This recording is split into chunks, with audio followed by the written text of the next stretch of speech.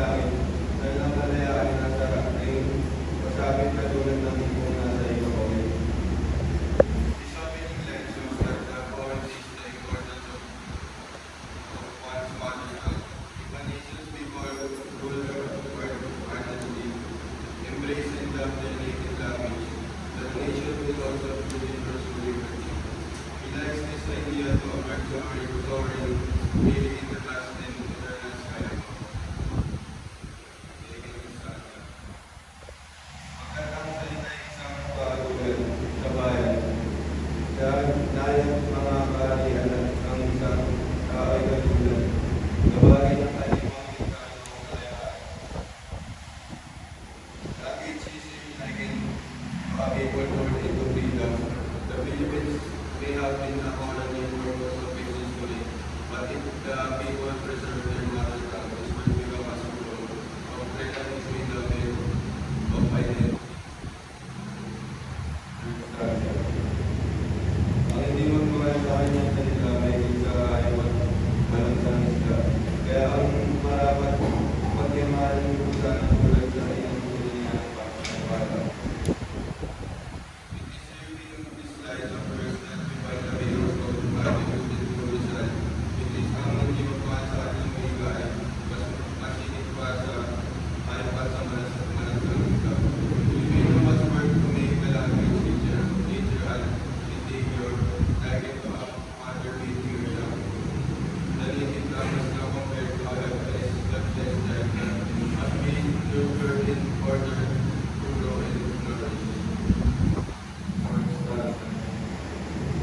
Ang bigang pag-aalap natin sa langit sa Iglesia Kastila at Salita Angel, kapagkat ang buong maalam, tumingin ang siyang nagawad at bigay sa atin.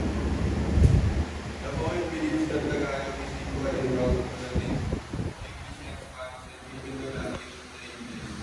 It is not inferior to any other language, nor must it be considered so, for God is so on the Filipinos, just as we have blessed the other nation in land with their native tongue.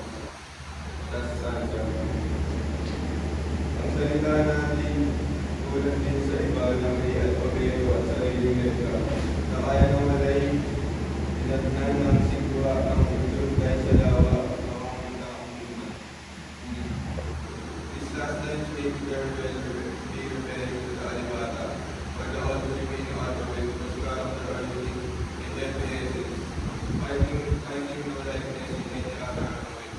The Tagalog language, the colonization, as the letter and character of their own, similar to the very other entities, through these letters, however, were convertible by strong links and because 90 evolves in the stories many longer structures.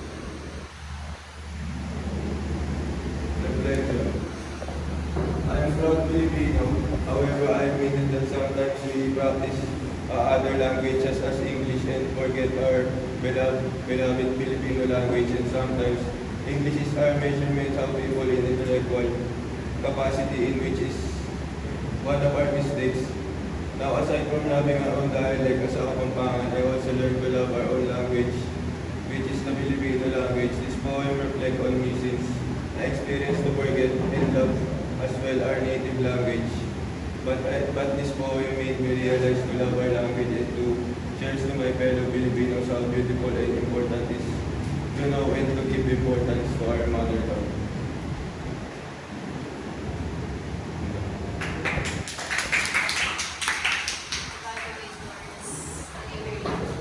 Voice quality and pronunciation. Mais naman yung voice quality.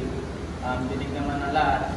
Yung pronunciation, wala naman akong narinig na error sa mga sinasabi niya. Hindi ko siya na 17. Basic confidence and use of language, binigyan ko siya na 7. Ayos naman din ang pag-deliver ng kanyang report.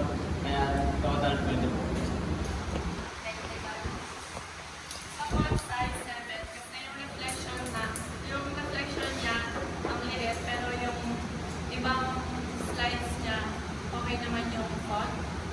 Color combination, binigyan ko siya ng 5 kasi light yung background tapos dark yung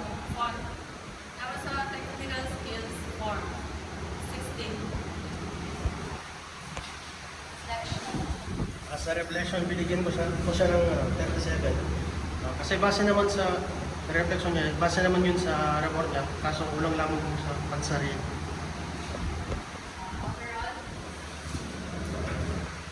Sa overall, binigyan ko siya ng 3 base na din sa mga sinabi